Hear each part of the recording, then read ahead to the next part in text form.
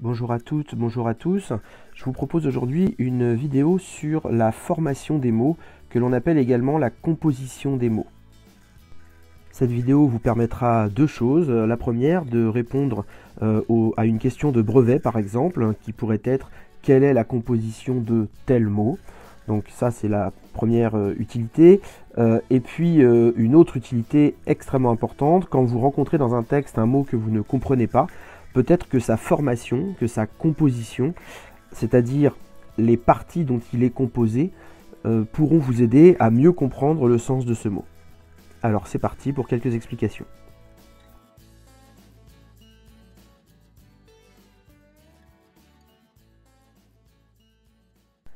Un mot est composé de plusieurs parties. La partie qui est là pour chaque mot est la partie que l'on appelle le radical. Il arrive que cette partie soit précédée d'un préfixe et il arrive également que cette partie soit suivie d'un suffixe. On trouve également à la fin d'un mot sa terminaison, que l'on appelle aussi parfois sa désinence, qui a pour fonction d'indiquer si le mot est au pluriel ou bien s'il est féminin. Prenons l'exemple de l'adjectif inutilisable. Dans l'adjectif inutilisable, on a d'abord le préfixe in, qui est un préfixe négatif. Ensuite, on a le radical utilise, qui est la base du mot. Et puis enfin, on a le suffixe able, qui indique la possibilité. Et la dernière lettre, le S, permet d'indiquer que l'adjectif est ici utilisé au pluriel. Il faut préciser que l'ensemble des mots ne comporte pas un préfixe, un radical et un suffixe. Certains comportent uniquement un radical et la terminaison, d'autres comportent un préfixe et un radical, d'autres un radical et un suffixe, et certains mots, comme le mot donné ici en exemple, comportent à la fois le préfixe, le radical, le suffixe et, en l'occurrence, une terminaison. Si au brevet on vous demande quelle est la composition d'un mot, il faut donc indiquer que ce mot a un préfixe et donner le préfixe, que ce mot a un radical et donner le radical, et éventuellement que ce mot a un suffixe et donner son suffixe.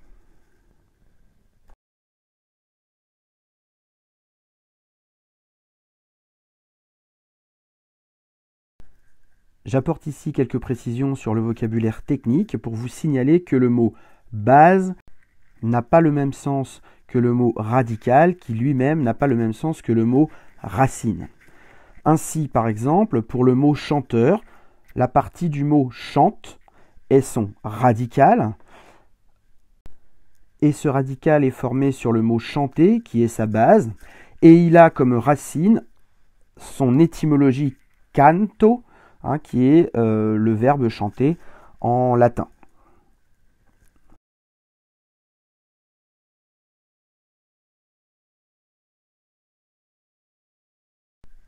Il faut maintenant préciser que certains mots ne sont pas composés d'un préfixe, d'un radical et d'un suffixe, mais sont des mots composés et ils comportent en réalité deux radicaux. On trouve des exemples de ces mots qui s'écrivent en un seul mot, comme manuscrit ou philosophie. Dans philosophie, on a philo et on a sophie. Dans manuscrit, on a manus, la main, et scri, écrire. Dans d'autres mots, on trouve les deux radicaux séparés par un trait d'union, comme dans coffre-fort, tout-puissant ou avant-projet.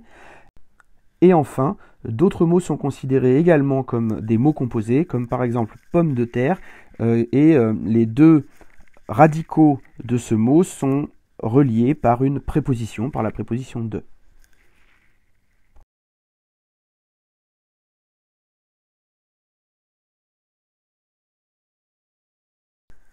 Enfin, j'attire votre attention sur quelques préfixes et suffixes remarquables, c'est-à-dire des préfixes et des suffixes extrêmement fréquents dans la langue française.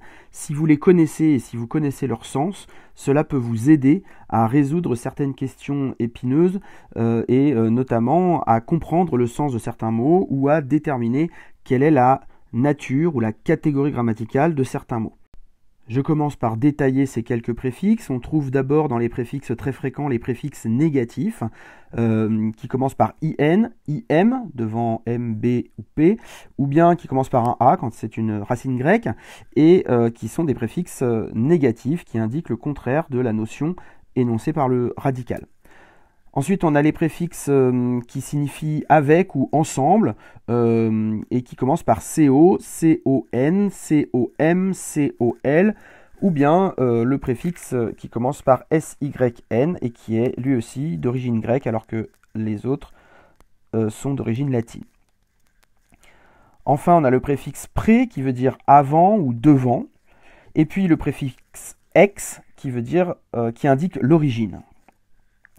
Pour ce qui est des suffixes, on note que le suffixe ible ou able est un suffixe qui permet de fabriquer un adjectif et c'est un suffixe qui indique la possibilité. Ensuite, on a le suffixe en ment qui est très important parce qu'il permet de fabriquer les adverbes de manière. C'est donc un indice si on vous demande de relever un mot qui se termine par ment et que vous voyez que c'est son suffixe, et bien vous pouvez dire que c'est ce suffixe en ment qui permet de créer un adverbe de manière. Enfin, les deux suffixes ist et isme qui permettent de fabriquer des noms. Le suffixe en ist désigne communément quelqu'un qui est engagé dans une pratique ou dans une cause. Et le suffixe en isme indique la cause ou l'idéologie qui peut être revendiquée.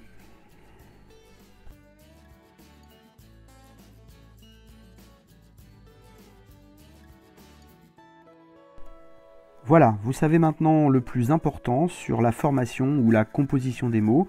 Vous êtes capable maintenant de vous aider de cette composition des mots pour comprendre le sens d'un mot que vous rencontrez et qui vous échappe. Et vous êtes également capable de répondre à des questions grammaticales au sujet de la formation du lexique à l'occasion d'un exercice ou d'un examen. Pour réviser ces notions, vous avez une vidéo dont le lien vous sera indiqué en haut à droite de l'écran. Et je vous souhaite un bon apprentissage. À bientôt.